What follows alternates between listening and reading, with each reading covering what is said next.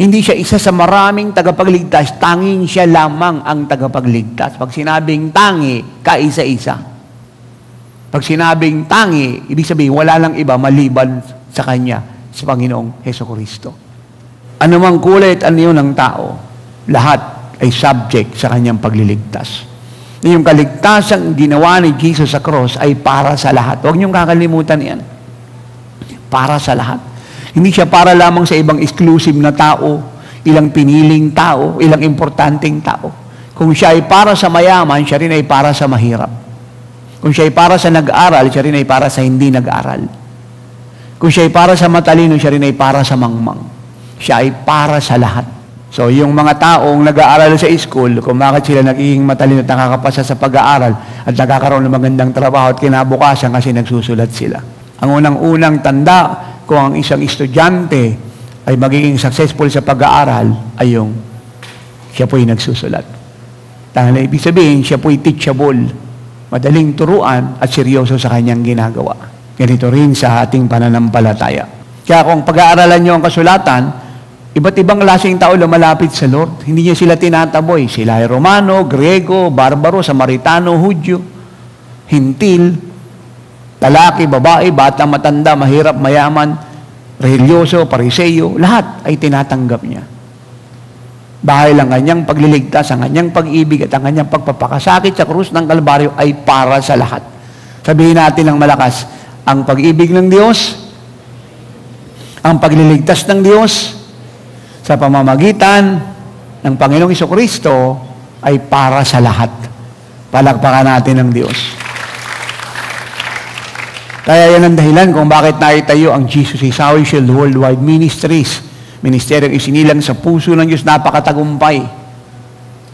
Hindi pwedeng talunin ng diablo at mga demonyo at ng kahit sino, sapagat ang founder niya ay Diyos, ang author ng ministeryong ito ay Diyos, ang leader at guide at master ay ang Diyos, ang ating Panginoong Hesukristo.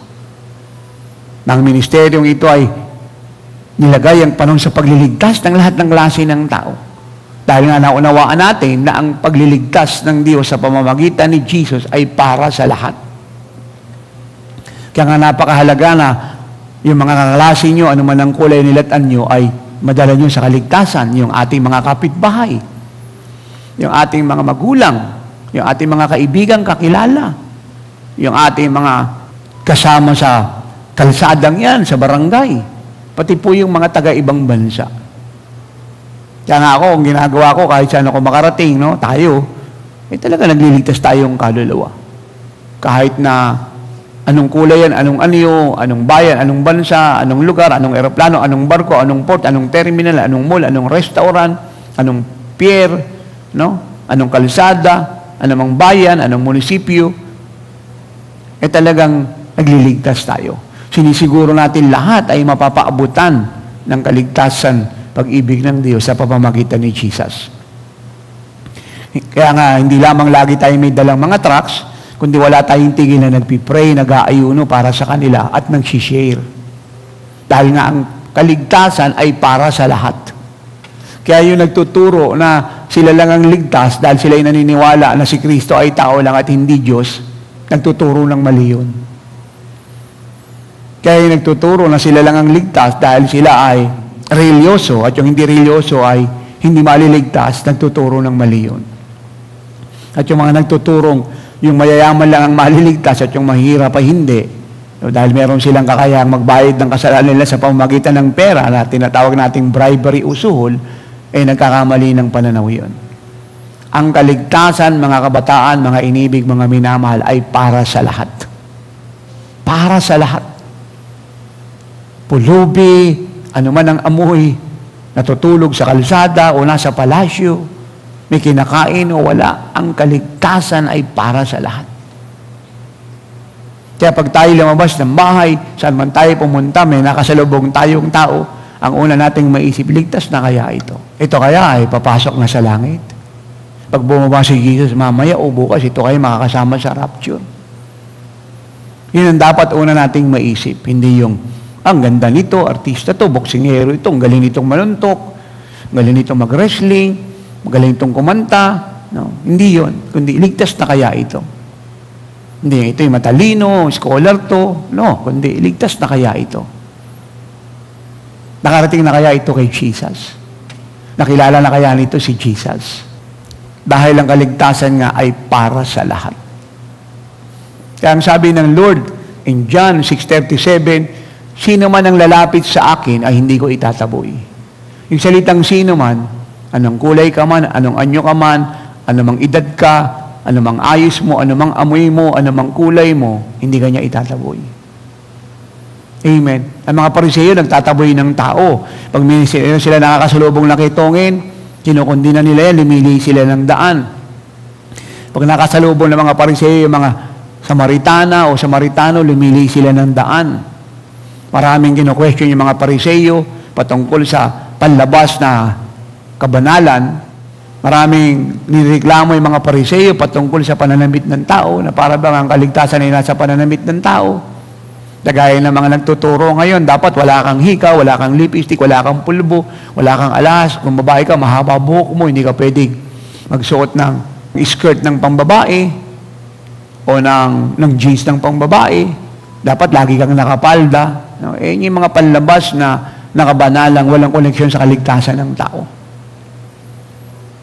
Maraming kino-complain yung mga Pariseo patungkol sa ayos ng buhok, pananamit, kulay, anyo, at saka kalagayan sa buhay na walang koneksyon sa kaligtasan. Ang kaligtasan ay matatagpuan lamang sa Panginoong Jesucristo. At ang sentro ng pagliligtas ng Diyos sa pamamagitan ni Jesus ay ang ating mga espiritu, ang ating mga puso, ang ating kaisa-isang kaluluwa. Kaya napakahalaga ang puso nyo, laging malinis, lagi kayong nadalo sa gawain, lagi kayong nasa bahay ng Diyos. Personally, lagi kayong nagpipray, nagkukommunion. At kahit na paano meron kayong pag-aayuno, either isang beses, isang linggo, depende sa leading ng Diyos, alinsunod sa kaya ninyo. At talagang tayo nabubuhay ng may pagsunod sa utos ng Diyos at pananampalataya sa Kanyang mga salita. Upang ang kaligtasan tinanggap natin ay mapanatili natin. Kaya nga nung makita ni Samuel si Eliab, ang sabi niya, ito na ang susunod na hari ng Israel. Si Eliab, makisig, matangkad, matipuno. Kaya ang ginawa niyang basihan ay yung panlabas na anyo. Pero hindi pa siya tapos magsalita, ang sabi ng Diyos, hindi siya ang pinili ko. Ang pinili ko ay si David. Si David po'y mababa lang. Matipuno, mas makisig kay Saul, pero mababa lang. At ang sabi ng Diyos, ang tao, tinitingnan niya ay panlabas na anyo. Pero kung tinitingnan ko, ay ang puso ng tao. At nakita ko ang puso ng lingkod kong si David sakdal sa akin. Siya'y naisilang sa puso ko. Lahat ng sasabihin ko ay gagawin niya. Hanggang ngayon, mga kabataan, mga minamahal, mga iniibig, itong prinsipyong ito ng Diyos, siya pa rin hanggang hindi siya nagbabago. Maging sa paglilingkod sa Lord, ang basihan ng Diyos, hindi yung pinag-aralan sa Bible School, yung galing, yung talino, kundi yung puso. Puso na nagmamahal sa Kanya.